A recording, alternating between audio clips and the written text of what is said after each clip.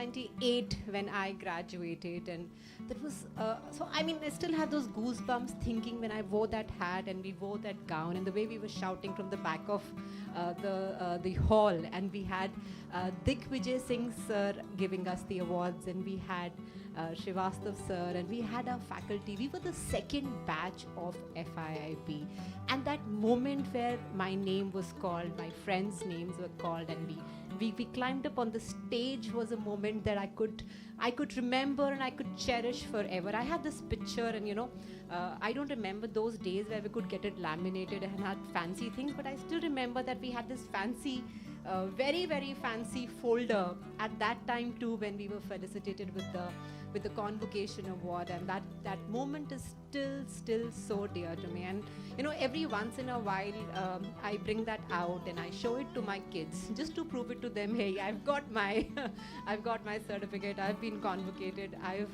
passed out from FIIB. So I can so imagine that you guys must be feeling so proud of being felicitated this award. And congratulations once again. This journey is so beautiful, and believe me that it's really a proud institution that you are in, and whatever that I am here today, and thank you so much for bringing me here again, is because I had really great mentors and teachers at that time, and we were the second batch.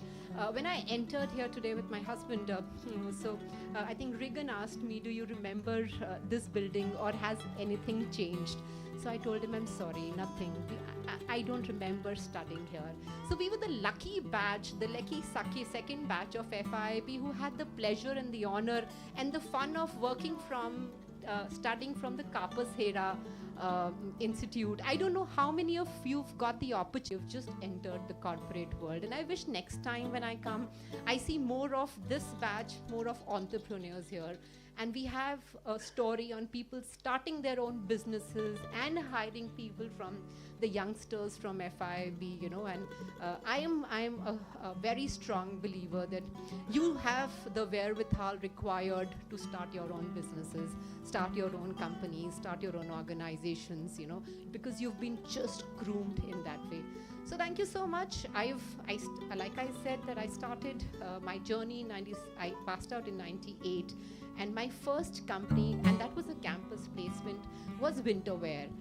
And Winterwear was actually Radhika ma'am's mother's organization. It was an export house, and I still remember.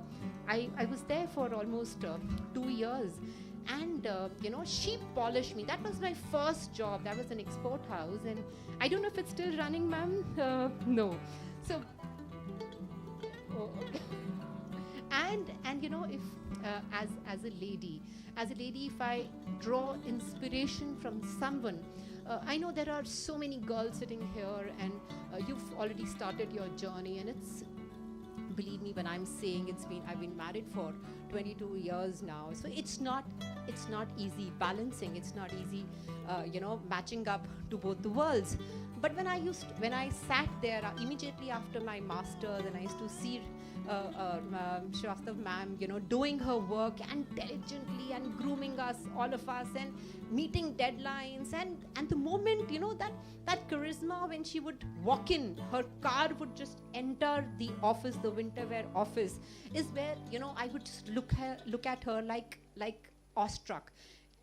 And that's where I thought, that if I ever want to be, I would want to be as dynamic and age as beautifully, as gracefully as Srivastav ma'am. And there were many others in my journey. I mean, I started after Winterwear. I moved on to the line of media, which is I started with Indian Express then, and then moved on to Business Week, which was the Asian edition first and the American edition later, and then moved on to move from one company to another, and in between I thought, I've done it all, and I think I need to get back to the society, give back to the society. And there is one area which is of real interest to me, so for kids. So I joined this organization. I was already volunteering for Clinton Health Access Initiative, and I was already volunteering for a couple of other organizations, where I joined this organization called Children of the World. And why I'm telling you this is, while you're there in your corporate jobs, and while you're busy achieving and looking up there, don't forget that there is a society that you need to be answerable to, and there are different areas that you can give up. So I think while you're actively working, don't forget to give in your bit back to the society. And those 4 years that I worked with Children of the World were again, eye-opening for me. So, and then I'm still as the board of director with Children of the World, and then I moved to Data Leads, wherein we came into the world of real versus fake, and so what's real news and what is fake news, and so I think this video that you'd seen, and so I work with Data Leads as Vice President Outreach and Partnerships, wherein we train journalists. There are a lot of things that we do, but primarily we train and we equip journalists and media educators on how to figure out what's correct and what's not. The WhatsApp messages, the videos, the Facebook posts, the Instagram reels, whatever that you guys are exposed to. Not only you, you guys are technologically savvy. You carry a mobile, you carry a responsibility with you. But when I talk about the masses, when I talk about our grandparents, my parents, my children, people in the villages, so they carry a mobile. And they carry, when they receive a message, they believe it and they forward it, and that's creating a havoc.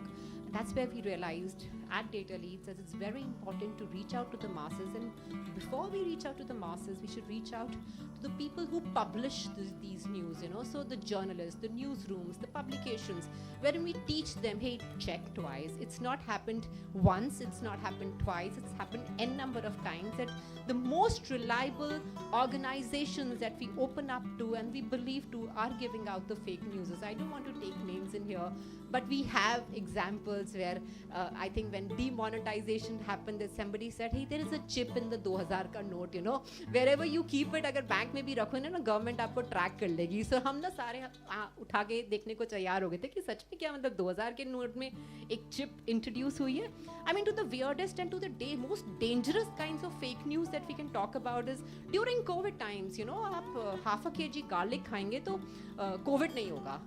And कहीं Iran में कहा कि अगर आप liquor consume as much करेंगे so COVID नहीं होगा. And people being hospitalized left, right and center, people dying of fake news, and to the most serious things happening, lynching happening. We've seen, I don't know if you've been a witness to it, and you've seen that there is so much of killings happen because of fake news. So that's what our responsibility, I think, as a society, is to curb it right here. And that's what me and my organization, we actively work on, reaching out to the masses, to the people who publish news, and telling them, hey, please socho samjho fir share karo, think twice, check. There are tools that are there to check a news, a video, or any kind of clipping that comes around on your mobile. You guys are FIIBians, and you're there and you've reached it. But believe me, it's very important. So next time दादी नानी चाची के group में अगर कोई forward आता है तो उनको बोलो फॉरवर्ड मत करना, मैं चेक करती हूँ फिर बताती हूँ. But that was all. Thank you so much. And